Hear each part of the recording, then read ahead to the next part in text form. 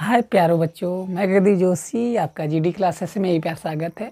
उम्मीद करता हूँ कि आप स्वस्थ होंगे और मस्त होंगे और अपनी पढ़ाई लिखाई का कार्य अच्छे से करते होंगे। बाबू, आज मैं आपको लेके आया हूँ कक्षा 10 का पहला चैप्टर, जिसका नाम है वास्तविक संख्या। और वास्तविक संख्या से आज हम केवल एक ही वीडियो में पूरी वास्तविक संख्या का इम्पोर्टेंट क्वेश्चन कवर करेंगे। और उम्मीद क्या 100% गारंटी है कि अगर वास्तविक संख्या से कोई भी क्वेश्चन अगर पूछा जाएगा तो इस वीडियो से बाहर जाने वाला नहीं है। तो आज हम पढ़ेंगे वास्तविक संख्या के इम्पोर्टेंट जो क्वेश्चन, जो परीक्षा की दृष्टि से बहुत ही ज़्यादा इम्पोर्टेंट है मेरे भाई। तो बिना कुछ देरी किए हम लोग चलते हैं, देखते हैं वो कौन सा इम्पोर्टेंट क्वेश्चन है पहले चैप्टर का, कक्षा 10 का, जो परीक्षा उपयोगी है। तो वो पहला क्वेश्चन आपके सामने ये है। ये क्वेश्चन पूछा जा सकता है कि मान लेते हैं, कहा जाए कि 6 तथा 120 के अभाज्य गुणनखंड विधि से क्या निकालना मेरे भाई? एचसीएफ या एवं दोनों निकालना हो, एचसीएफ एवं एलसीएम ज्ञात करना हो, ज्ञात कीजिए। तो हमें क्या करना पड़ेगा? अब तक तो हमने पढ़ा भाग विधि से एलसीएफ एलसीएम, लेकिन हमें अभाज्य गुणनखंड विधि से पूछा है। ये अभाज्य गुणनखंड विधि होती क्या है, कैसे निकाला जाता है? पहले तो आपको पता चलना चाहिए कि अभाज्य गुणनखंड होता कैसे। जब ये पता चल जाएगा कि अभाज्य गुणनखंड होता कैसे, निकलता कैसे है, तो एचसीएफ का कॉन्सेप्ट हम सीख जाएंगे, एलसीएम का कॉन्सेप्ट हम सीख जाएंगे। तो रही बात कि अभाज्य गुणनखंड विधि क्या है।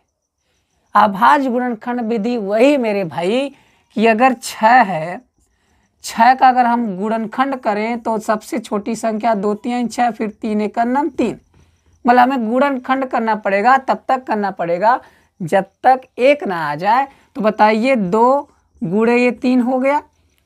इसका मतलब कि ये जो 6 है ना, इस 6 का अभाज्य गुणनखंड 2 गुणे 3 है।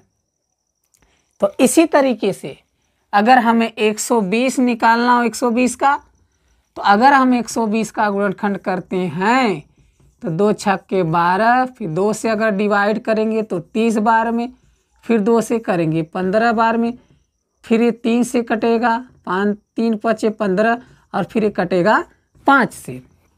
तो बताओ, ये 2 से कटा एक संख्या है, और कितनी बार हुआ, कितनी बार 2 है, तो 3 बार है, तो इसकी 3 पावर लिख लो। फिर उसके बाद एक दूसरी संख्या 3 कितनी बार है? 1 बार है। 5 कितनी बार? 1 बार है। तो इस 120 का अभाज्य गुणनखंड कितना आया? 2 की पावर 3 गुणे 2, 3 गुणे 5 हो गया। तो मेरे भाई, अब यहाँ से कहानी शुरू होती है कि गुणनखंड तो हमें पता चल गया कि अभाज्य गुणनखंड ऐसे निकाला जाता है, लेकिन एचसीएफ और एलसीएम का कॉन्सेप्ट क्या है? तो अगर आपसे एचसीएफ निकालना बोले तो आप लिखेंगे एचसीएफ। एचसीएफ का कॉन्सेप्ट यह है कि वो संख्याएं जो दोनों में उभयनिष्ठ हो। कहने का मतलब ये है कि वो संख्या जो दोनों में मौजूद हो और उनमें जो छोटा हो उसको चुना जाता है। अर्थात सीधे सीधे कहें कि हमें कॉमन लेना है, उभयनिष्ठ लेना है। तो बाबू बताओ, इसमें भी 2 है, इसमें भी 2 है, इसमें 3 है, इसमें भी 3 है, इसमें 5, इसमें नहीं। तो हटाओ बाबू, हटा, इसको क्या करेगा यार। तो देखो, इस 2 में एचसीएफ का कंसेप्ट यह है कि जब दोनों मिले, छोटा कौन भाई, पावर किसकी, तो 2 की पावर 1 तो ले लो। उसके बाद एक संख्या और 3 3 दोनों मिला, और इनमें छोटा कौन है, दोनों बराबर है तो दोनों में से एक 3 लिख लो। अब इसका अगर हम गुणा करें तो 3 दूनी 6 हो जाएगा। तो अगर आपसे कोई इसका एचसीएफ पूछेगा तो आप बताएंगे 6 और 120 का एचसीएफ कितना हो गया, 6 हो गया। अगर आपसे एलसीएम पूछ देता, अगर आपसे एलसीएम पूछ देता तो क्या करते? एलसीएम का कॉन्सेप्ट क्या है अभाज्य गुणनखंड विधि में?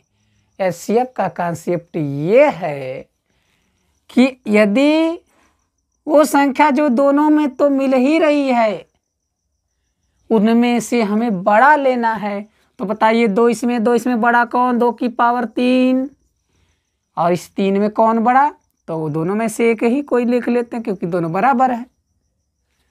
और बच गया जो 5, तो यही तो कहानी यहाँ होती है कि जो बच जाएगा उसको भी बगल में गुणा कर लेंगे।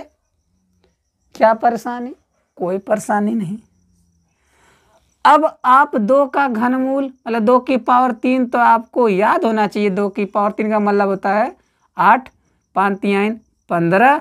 अगर मैं इसका गुणा कर दूं 15 वाटे कितना हो जाएगा, 15 5 75, 15 6 90, 15 7 110, 5 15 वाटे में 120। तो बताइए इसका एलसीएम क्या होगा मेरे भाई, तो 120 होगा बच्चों।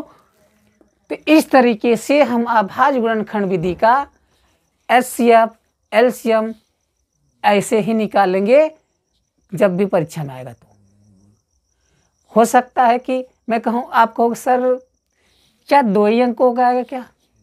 मैं कहूँगा बिल्कुल नहीं, बिल्कुल नहीं। ये 2 से 3 अंकों का भी पूछा जा सकता है, 2 से 3 संख्याओं का भी पूछा जा सकता है। कॉन्सेप्ट क्या है, 3 होगा तो तीनों मिलना चाहिए उभयनिष्ठ। तो इसके बाद हम देखेंगे अगर 3 संख्याओं का पूछ लिया जाए तो हम कैसे करेंगे, कैसे एचसीएफ देखेंगे। चलिए देखते हैं कि 3 अंकों का क्या है।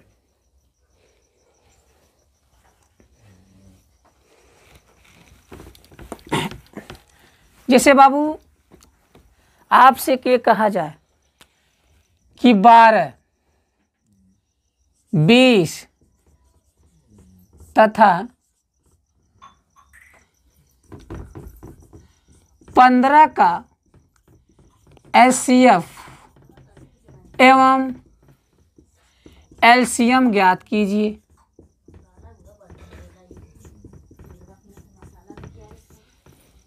अगर आपसे पूछे कि 12, 20, 15 का एचसीएफ एवं एलसीएम ज्ञात करो तो क्या करेंगे आप? सीधे, और वो ये भी बोले कि अभाज्य गुणनखंड विधि से, तो आप तुरंत क्या करेंगे, 12 का 20 का 15 का गुणनखंड करेंगे। अगर आपसे 12 के काटेंगे तो बाबू 2 छक्के 12, 2 3 6, 3 1 9 3, इसका मतलब 2 कितनी बार आया, 2 बार, 2 पावर लिख दो। 3 कितनी बार, 1 बार। चलो इसकी कहानी तो खत्म, इसका गुणनखंड हो गया अभाज्य। अब 120 की बात आती है। अब बताइए अगर 20 का मैं करूं तो 2 से काटेंगे 10, फिर उसके बाद 5 बार में, उसके बाद फिर 5 1 9 5, तो बताइए 2 की पावर 2 हो गया और उसके बगल में 5, क्योंकि 5 ही है तो इसका गुणनखंड 2 की पावर 2 गुणे 5 हो गया। इसी तरीके अगर 15 का मैं काटूं तो अगर 15 का होगा 3 5 15, अब 5 1 9 5, तो बताइए इसका तो हो गया 3 गुणे 5। सब संख्याओं का अभाज्य गुणनखंड विधि हो गया। अब हमें क्या करना पड़ेगा, हमें वो संख्या तीनों में देखनी है जो सब में मिल जाए, तीनों में मिल जाए और उनमें से छोटा हम उतार ले। तो अगर आपसे एचसीएफ पूछेगा हाईएस्ट कॉमन फैक्टर, तो बताइए 2 इसमें 2 इसमें 2 है क्या? बिल्कुल नहीं है। इसका मतलब हम 2 उभयनिष्ठ नहीं मिला। 3 इसमें है, 3 इसमें है, इसमें है नहीं तो 3 भी नहीं मिला। 5 इसमें, 5 इसमें, 5 इसमें भी नहीं मिला। इसका मतलब कि इसमें कोई उभयनिष्ठ है या नहीं है, तो अब क्या करें, माथा तो फेल कि कोई उभयनिष्ठ नहीं मिला, करे क्या, एचसीएफ होगा क्या तब। तो ध्यान देना, जब कोई उभयनिष्ठ मिले तो एक तो होता ही, बताइए 12 का आपने काटा, एक तो था ना, इसको काटा एक तो था ना, इसमें भी तो एक है ना, तो बताओ इसमें तो ये तो मिलेगा उभयनिष्ठ, इसका मतलब जो एचसीएफ होगा इसका एक हो जाएगा, एचसीएफ क्या हो जाएगा, एक हो जाएगा। अब इसी तरीके से अगर हमें एलसीएम पूछे, कोई परेशानी नहीं, बस हमारा कॉन्सेप्ट क्लियर होगा तो दुनिया की कोई ताकत नहीं कि क्वेश्चन को गलत करवा दे। तो उसके बाद देखते हैं कि एचसीएफ की कहानी क्या है। एचसीएफ की कहानी यह है कि वह संख्या जो सब में मिले और न भी सब में मिले तो जो सबसे बड़ा घात हो उसको चिनते हैं, और जो बच जाए उसको भी उतार लेते हैं। बताइए इसमें 2 की पावर 2, 2 की पावर 2, 2 है नहीं, फिर भी इनमें दोनों में कौन बड़ा, कोई बड़ा नहीं, कोई एक ले लो, 2 की पावर 2। उसके बाद 3 है, इसमें भी 3 है, इसमें फिर भी इन तीनों में, इन दोनों 3 में कौन बड़ा, दोनों बराबर, तो एक 3 लिख लीजिए। उसके बाद इसमें भी 5, इसमें भी 5, दोनों बड़ा कौन, दोनों बराबर, 1 लिख लीजिए। एक का गुणा करने का कोई मतलब नहीं निकलता, इसलिए एक को हम छोड़ देते हैं। अब देखिए 2 की पावर 2 मतलब 4 होता है, 5 3 15 होता है। अगर मैं इसका गुणा कर दूं तो 15 चौको 60 हो जाएगा, इसका मतलब इसका जो एलसीएम हो जाएगा वो 60 हो जाएगा मेरे भाई। तो इस तरीके से अगर आपसे 2 अंकों का पूछा जाए, 3 अंकों का पूछा जाए अभाज्य गुणनखंड विधि से एचसीएफ और एलसीएम, तो आप हमेशा इस तरीके से लगाइए, आपको कोई नंबर नहीं कटेगा। तो मेरे प्यारे भाई अब चलते हैं अगले क्वेश्चन की तरफ कि अगला क्वेश्चन कौन सा इंपॉर्टेंट है। अगर आपसे बहुविकल्पी में क्वेश्चन पूछा जाता है अधिकतर कि सबसे पहले एक रूल है, अगर मान लीजिए 2 संख्याओं का गुणनफल, आपको पता है कि ये फार्मूला पढ़े आप लोग पीछे कि पहली संख्या अगुणे दूसरी संख्या बराबर एचसीएफ अगुणे एलसीएम, पढ़े हैं ना, या ऐसे पढ़े हो कि 2 संख्याओं का गुणनफल बराबर एचसीएफ गुणे एलसीएम, या एक संख्या गुणे दूसरी संख्या। तो वही फार्मूला है, कुल मिला के बस सेंस बदला है।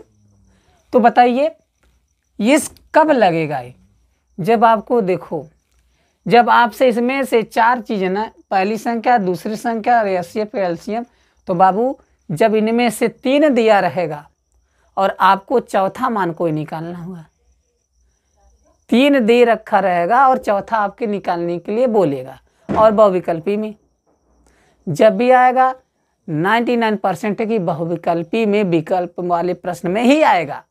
तो क्वेश्चन कैसे बनेगा, मान ली पूछेगा कि एक संख्या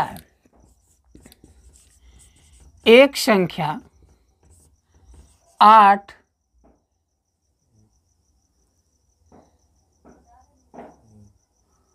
तथा इसका एलसीएम मतलब एचसीएफ मान लेते हैं 4 तथा एलसीएम 12 है, तो वह संख्या क्या हो। तो दूसरी संख्या बताइए, तो दूसरी संख्या है, तो दूसरी संख्या है। ये ऐसे क्वेश्चन पूछा जा सकता है, इसमें कोई भी चेंज हो सकता है, दूसरी संख्या या एचसीएफ जो भी पूछा जा सकता है। तो ध्यान देना कि आपको तुरंत फार्मूला जानना कि पहली, अच्छा क्या होता है, पहली संख्या गुणे दूसरी संख्या। तो मान लो एक संख्या 8 है, दूसरी संख्या हमें निकालना सेकेंड संख्या, एचसीएफ 4 है, एलसीएम 12 है, तो 4 दूनी 8 और 2 6 के 12, तो दूसरी संख्या बराबर 6। अतः दूसरी संख्या 6, तो आप ऑप्शन में 6 जहां पर भी होगा उसको क्लिक करके आइएगा। तो इस तरीके से एक कोई विकल्प गायब कर देगा, मतलब एक कोई चीज चाहे एचसीएफ नहीं देगा तो पूछेगा, या एलसीएम देगा तो एचसीएफ पूछेगा, मतलब तीन चीज दी रहेंगी और आपसे चौथी चीज निकालने के लिए पूछेगा मेरे भाई। बात समझ में आई? तो अगर ना समझ, एक बार पीछे वीडियो को फिर से पीछे करके एक बार रिवाइज कर लीजिएगा। तो हम चलते हैं अगले क्वेश्चन की तरफ। इस चैप्टर का कौन सा अन्य और एक और क्वेश्चन है, मतलब बहुत से क्वेश्चन है जो वेरी वेरी इंपॉर्टेंट हैं। तो ये बहुविकल्पिक दृश्य बहुत ही इंपॉर्टेंट क्वेश्चन बन जाता है। अब आपसे दूसरा एक इंपॉर्टेंट क्वेश्चन है, पूछा जाता है कि व्याख्या कीजिए कि 5 गुणे 4 गुणे 3 गुणे 2 गुणे 1 प्लस 5 एक भाज्य संख्या है। भाज्य संख्या है। 2 नंबर में क्वेश्चन आपसे पूछा जा सकता है। तो इस क्वेश्चन को हम कैसे हल करेंगे, क्या तरीका है, कौन सा कॉन्सेप्ट लगाएंगे? एक बात और ध्यान देना कि जिस संख्या में कोई भी संख्या उभयनिष्ठ मिलेगी वह संख्या हमेशा भाज्य मानी जाएगी, क्योंकि अगर अभाज्य होती तो उसमें कोई उभयनिष्ठ संख्या मिलती ही नहीं। अगर उभयनिष्ठ मिल रहा है तो ये समझिए कि वो संख्या भाज्य होगी। क्या इसके द्वारा जो संख्या बनेगी, क्या वो उसमें कोई उभयनिष्ठ मिलेगा कि नहीं? अगर उभयनिष्ठ मिल गया तो इस संख्याएं को हम भाज्य कह सकते हैं। तो देखते हैं, मान लो अगर हम इसको हल करते हैं, हमने देखा कि इसमें 5 गुणे 4 गुणे 3 गुणे 2 गुणे 1 प्लस 5 लिखा है। तो ये जो इंटू वाला पार्ट होता है मैं इसको एक पद मानता और ये दूसरा पद होता है। तो बता दोनों में कॉमन कौन दिख गया? तो आप बोलोगे सर 5 है। मैंने कहा बिल्कुल सही आपने कहा। तो 5 दोनों मिला तो 5 में कॉमन लिखूंगा कि नहीं? जब दोनों में जो चीज़ें उपलब्ध होंगी वो घनिष्ठ हो जाती है, कॉमन ली जाती है। तो अब बताइए, जियो ही मैंने 5 कॉमन लिया तो अंदर क्या बचा? 5 से 5 कैंसिल। तो बता 4 गुणे 3 गुणे 2 गुणे 1 प्लस और 5 कन्नम 5 हो गया। अगर मैं इसको 4 3 बार 24 24 प्लस 1 हो गया। अर्थात बस इतना दिमाग रखिए कि यहाँ पर उभयनिष्ठ, चूंकि उभयनिष्ठ गुणनखंड 5 है, इसलिए यह संख्या भाज्य है। यही व्याख्या करना था। बस इतना अपने दिमाग में रखना है कि जिस संख्या में अगर आपका उभयनिष्ठ मिलता है, जिस संख्या में कॉमन मिलता है, वो संख्या भाज्य संख्या जरूर होती है। ये आप दिमाग में रख लीजिए। जिसमें भी कॉमन मिलेगा वो संख्या भाज्य होगी होगी। बस एक को छोड़कर, एक तो सब में ही मिलता है। तो इस तरीके से अगर जो भी अंक बदलेगा, केवल तरीका ये होगा। तो अंक में बस अंक लिया हूँ, कोई भी क्वेश्चन यहाँ पर बन सकता है, क्वेश्चन बनाने लायक है। तो इस तरीके के तमाम क्वेश्चन बन सकते हैं। बस आपके दिमाग में यही कॉन्सेप्ट रखना है। बस वो हो गया आपका उभयनिष्ठ, तो समझो संख्याएं भाज्य होगी ही। तो ये भी एक मोस्ट इम्पॉर्टेंट क्वेश्चन कह सकते हैं, या इम्पॉर्टेंट क्वेश्चन कह सकते हैं। 2 स्टार दे सकते हैं इसके लिए। अब इसके बाद पूछा जाता है, इसके बाद very very most important question आता है कि सिद्ध कीजिए कि कड़ी में जो भी संख्या दी जाएंगी वो अपरिमेय होती है। ये अपरिमेय का कॉन्सेप्ट क्या है और मैं उम्मीद करूंगा कि ये जो क्वेश्चन है हर बार परीक्षा में किसी न किसी सेट में जरूर आता है कि सिद्ध कीजिए कड़ी में 2 एक अपरिमेय संख्या, कड़ी में 3 अपरिमेय संख्या, कड़ी में 5 अपरिमेय संख्या, कड़ी 2 कड़ी में 5 अपरिमेय संख्या, 5 प्लस कड़ी में 3 अपरिमेय संख्या। तो इस तरीके के तमाम क्वेश्चन किसी न किसी सेट में बने हैं, बनेंगे और बनते रहेंगे, क्योंकि इस चैप्टर का अगर कोई सबसे इम्पोर्टेंट क्वेश्चन है तो वो मेनली इसी के लिए चैप्टर है। ये जो चैप्टर है ना, मेनली अपरिमेय संख्या के बारे में ही चर्चा की गई है और इस चैप्टर का वास्तविक संख्या का सबसे मेन और मोस्ट इम्पोर्टेंट क्वेश्चन यही है कि सिद्ध कीजिए कि कड़ी में संख्याएं जो भी है वो अपरिमेय होती हैं। अब कैसे लगेगा, किस क्वेश्चन में कौन सा अप्रोच हमें लगाना पड़ेगा, क्या लिखना पड़ेगा ताकि हमें फुल नंबर मिले, पूरा नंबर मिले, तो आराम से समझते हैं और मैं गारंटी देता हूं कि आपको ज़रूर समझ में आएगा। और आप पैशन बना के देखिएगा, वीडियो को पूरा देखिए तभी समझ में आएगा। तो देखते हैं वो संख्या से वो कॉन्सेप्ट क्या है। जैसे मान लेते हैं, मैं छोटे लेवल से उठाऊंगा कि अगर आपसे बोले कि सिद्ध कीजिए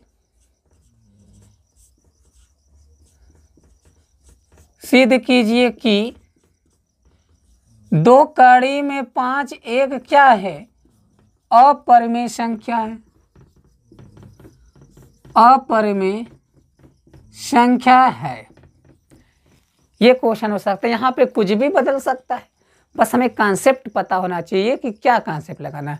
और ये क्वेश्चन 2 नंबर में आएगा, अगर आएगा तो 2 नंबर में आएगा। तो इसको कैसे हम करेंगे, इस क्वेश्चन का अप्रोच क्या है, तरीका क्या लगाने का। तो बाबू सबसे पहले हमें करना क्या है, इस संख्या को जो एक अपरिमेय संख्या ना, इसका उल्टा मानेंगे, विलोम मानेंगे। तो मानेंगे कि माना 2 कड़ी में 5 एक परिमेय संख्या है। क्या मेरे भाई, परिमेय संख्या मैंने मान लिया। अगर आपको पता है कि 2 कड़ी में अगर मैंने परिमेय माना तो मैंने परिमेय की परिभाषा पढ़ी थी कि वह संख्या जिसे हम a/b के रूप में या या r/s के रूप में, m/n के रूप में, p/q के रूप में लिख सकते हैं, तो उस संख्या को हम परिमेय कहते हैं।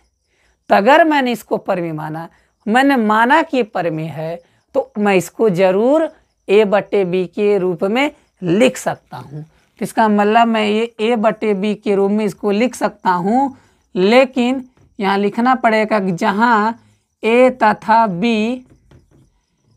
एक पूर्णांक है और b नॉट इक्वल 0, मतलब b कभी 0 नहीं होगा। अगर 0 होता है तो संख्या अपरिमेय नहीं मानी जाएगी, वो संख्या का आंसर अपरिभाषित होता है। तो अगर अपरिभाषित हो गया तो अपरिमेय हो जाएगा। अब देखते हैं मेरे भाई, तो इसमें करना क्या है आगे। हमें हमेशा ये टारगेट होना चाहिए कि इधर एक तरफ कड़ी का ही वैल्यू होना चाहिए और जो भी बच जाए पक्षांतर कर दो।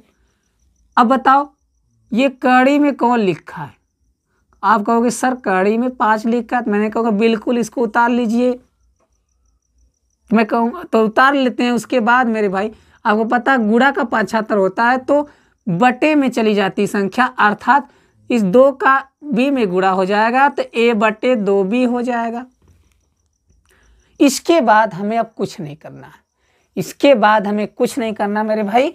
अब आपको बस यही एक बार लिखना है, चूँकि ये देखिए इस ये जो a है, b है, 2 है, इसके द्वारा ये संख्या बनी है ना, तो बस इसी में देख के लिखना है कौन है, a है, b है तथा कौन है, 2 है। ये क्या एक पूर्णांक है, चूँकि a b तथा 2 एक पूर्णांक है, इसलिए इसके द्वारा जो संख्या बनेगी 2a/2b ये परिमेय होगी, परिमेय संख्या है। अगर ये परिमेय संख्या है तो आपको पता है बराबर का मतलब क्या है कि दोनों तरफ वही चीजें हैं। जैसे अगर 5 के बराबर 5 है तभी ये बराबर होगा, अगर मैं यहाँ 4 होगा तो नॉट इक्वल रहेगा, मतलब बराबर नहीं होगा। तो इसका मतलब अगर इधर मैंने परिमेय सिद्ध कर लिया कि ये परिमेय है तो इसके सामने जो भी लिखा रहेगा वो परिमेय ही माना जाएगा। तो मैं अगर ये परिमेय साबित हो गया तो इसको परिमेय मजबूरी में बोलना ही पड़ेगा। तब लिखेंगे तब कड़ी में 5 भी परिमेय संख्या है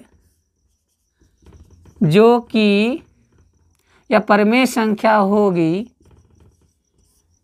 जो कि असत्य है, जो कि असत्य है क्योंकि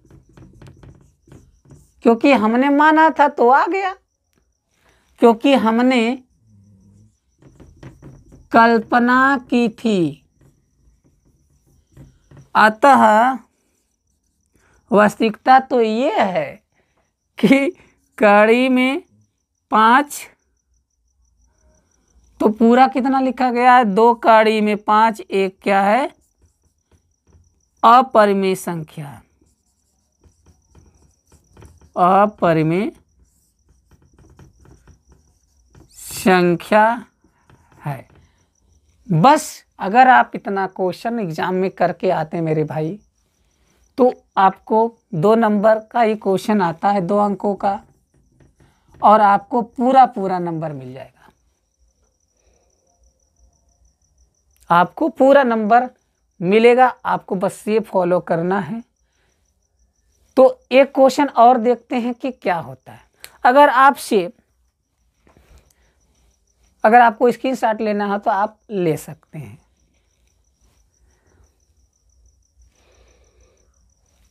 तो चलिए दोस्तों हम आगे चलते हैं, देखते हैं कि दूसरा कौन सा इंपॉर्टेंट हो सकता है आपसे पूछ लिया जाए कि सिद्ध कीजिए या दर्शाइए कि 5 प्लस कड़ी में 6 एक अपरिमेय संख्या है।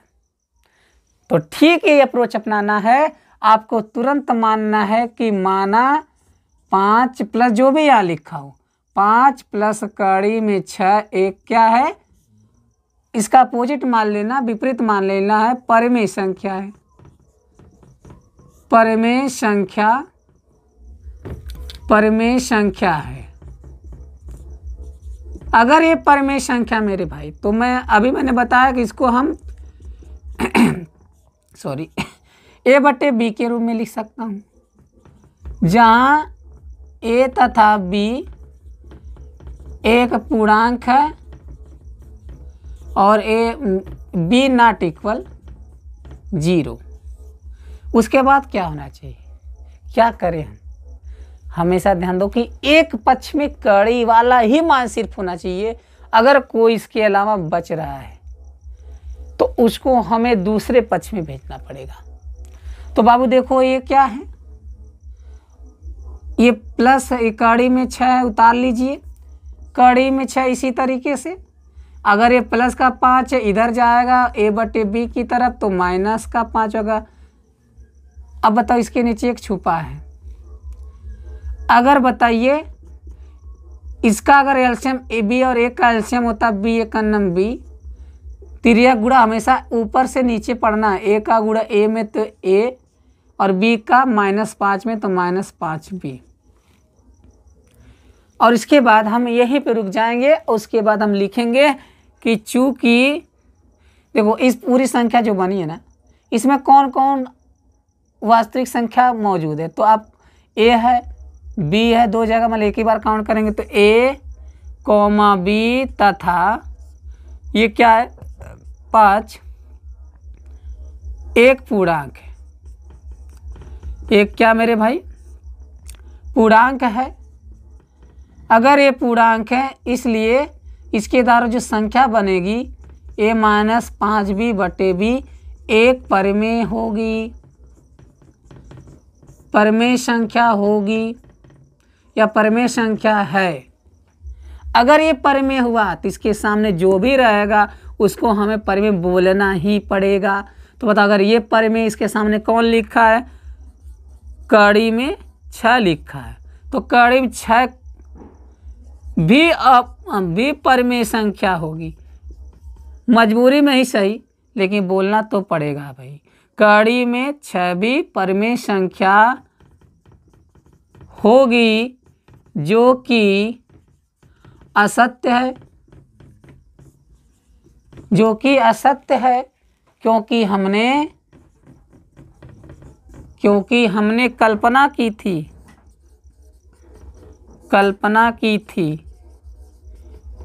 कि हमने कल्पना की थी। अतः अब पूरी संख्या उतारनी है। यहाँ पर क्या है, 5 प्लस कड़ी में 6 एक अपरिमेय संख्या है। ये भी अपरिमेय संख्या, ये भी क्वेश्चन आपका 2 नंबर का ही है। तो ये किसी न किसी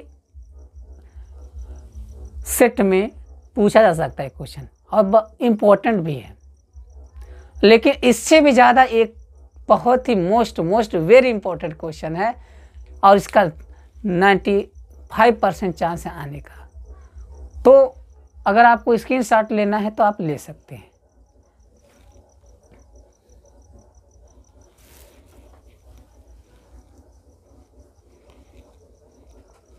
चलिए दोस्तों, अगर आपसे वो मोस्ट इम्पॉर्टेंट कौन सा है इस अपरिमेय संख्या में, तो सबको पता होगा भी कि वो मोस्ट इम्पॉर्टेंट क्वेश्चन क्या है।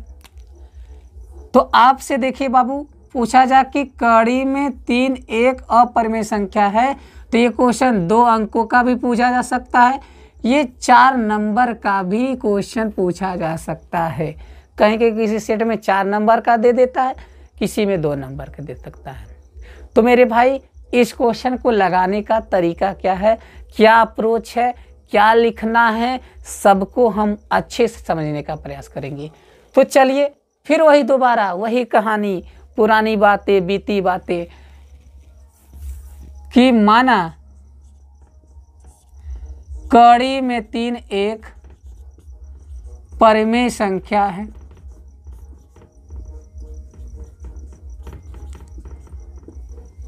अगर ये परिमेय संख्या मेरे बाबू, तो इसको मैं a/b के रूप में लिख सकता हूँ, और मैं लिखूंगा कि जहाँ a तथा b एक क्या है, पूर्णांक है। अब a पूर्णांक है और b कभी 0 नहीं हो सकता, नहीं तो ये अपरिभाषित हो जाएगा। अब यहाँ पे कॉन्सेप्ट ये यूज करना है कि अब कुछ तो पक्षांतर करने वाला बचा ही नहीं, क्या मैं यही छोड़ दूंगा? नहीं, अब हम आगे बढ़ना है, इस कड़ी को हटाना है। तो इस कड़ी को हटाना है, तो इसको मान लो समीकरण नंबर 1, और इस कड़ी को हटाने के लिए हमें पता है कि किसी कड़ी को हटाने के लिए उसका वर्ग करना पड़ता है। लेकिन ये वर्ग केवल एक पक्ष में नहीं होगा, ये वर्ग दोनों पक्षों में होगा। तो अगर वर्ग कर रहे हैं ना, तो उसको हमें लिखना भी पड़ेगा। तो यहाँ लिखना पड़ेगा समीकरण 1 के दोनों पक्षों का, समीकरण 1 के दोनों पक्षों का वर्ग करने पर, तो बाबू वर्ग करेंगे तो कड़ी में 3 पूरे का वर्ग, a/b पूरे का वर्ग। तो जैसे ही वर्ग करेंगे तो ये कड़ी हट जाएगी, और एक वर्ग जब कोष्ठक खोलेंगे तो दोनों पे वर्ग लग जाएगा। अब उसके बाद मैं तिर्यक गुणा करूंगा, क्रॉस मल्टीप्लाई। इस 3 का गुणा मैं b² में करूंगा तो ये हो जाएगा 3b², अब बराबर 1 का गुणा a² में तो a² होगा। 3 का b² में 3b², और 1 का a² में तो a²। इतना करने के बाद मैं इसको समीकरण नंबर 2 मानूंगा। इसके बाद लिखेंगे, चूंकि 3 अगर गुणे अगर जाएगा तो a² में भाग जाएगा ना, डिवाइड करेगा। अगर भाई 3 का हम पक्षांतर करेंगे तो ए स्क्वायर बटे 3, मतलब ए स्क्वायर 3 से भाज्य है, मतलब ए स्क्वायर में 3 की भाग जा रही है, तो वही चीज़ लिखना पड़ेगा कि 3 के सामने कौन है, ए स्क्वायर, तो ए स्क्वायर अंक कौन है 3, कामा देंगे 3 से भाज्य है। अगर 3 से भाज्य है मेरे भाई मेरे बाबू, तो इसका स्क्वायर भी 3 से भाज्य जरूर होगा, इसलिए लिखेंगे, इसलिए ए की पावर, इसलिए ए भी, ये कामा ए की जगह भी 3 से भाज्य है की जगह पर लिख दो, होगा।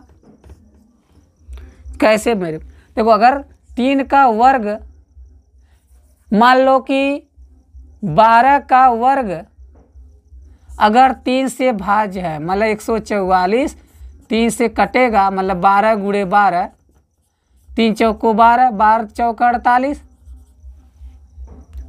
तो अगर मैं स्क्वायर हटा दूँ तो भी तो 3 चौको 12 कट जाएगा, कटेगा कि नहीं मेरे भाई बताओ, बिल्कुल कटेगा। अब इसके बाद अभी मेरा केवल आधा क्वेश्चन ही लगा है, आगे क्या करना है, इसके बाद फिर दोबारा से लिखेंगे कि माना ए अभी की जगह पे बराबर, और यहाँ 3, यहाँ कोई अन्य चर पद ए बी के अलावा, मान लो x मान लेते हैं, तो मानेंगे माना a बराबर 3x, समीकरण A2 में रखेंगे, इस समीकरण में, समीकरण 2 में रखने पर,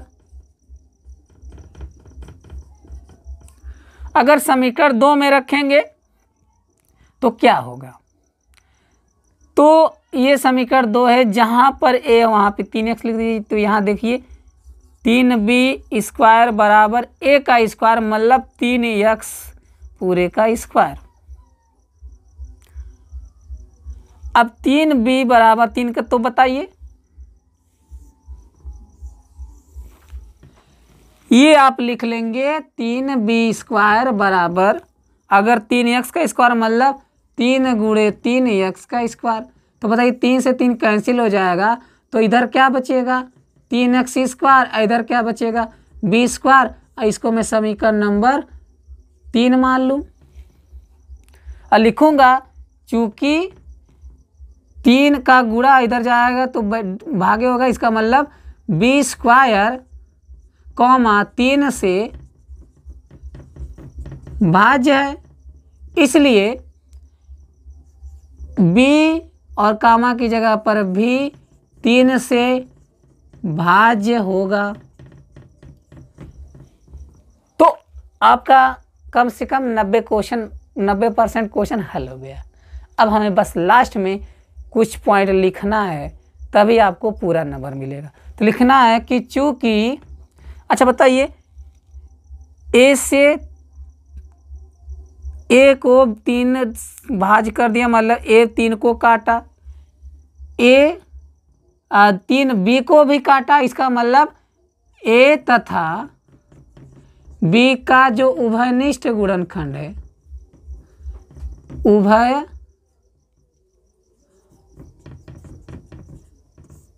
निष्ठ गुणनखंड कौन है 3 है।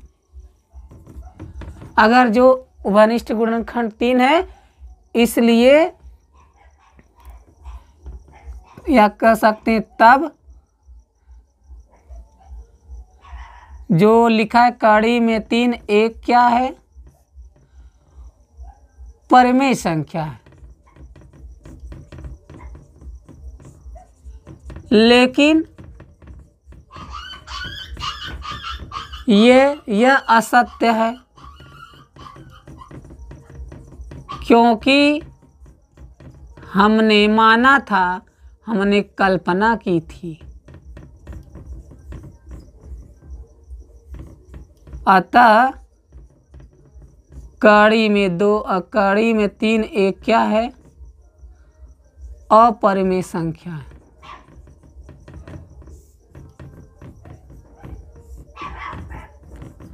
अगर आप इतना लिखते हैं तो आपका एक भी नंबर मेरे भाई नहीं कटेगा और आपको पूरा नंबर मिलेगा।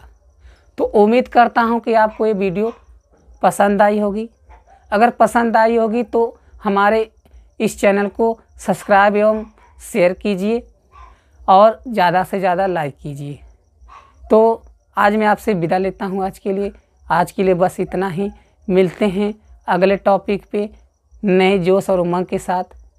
जय हिंद दोस्तों।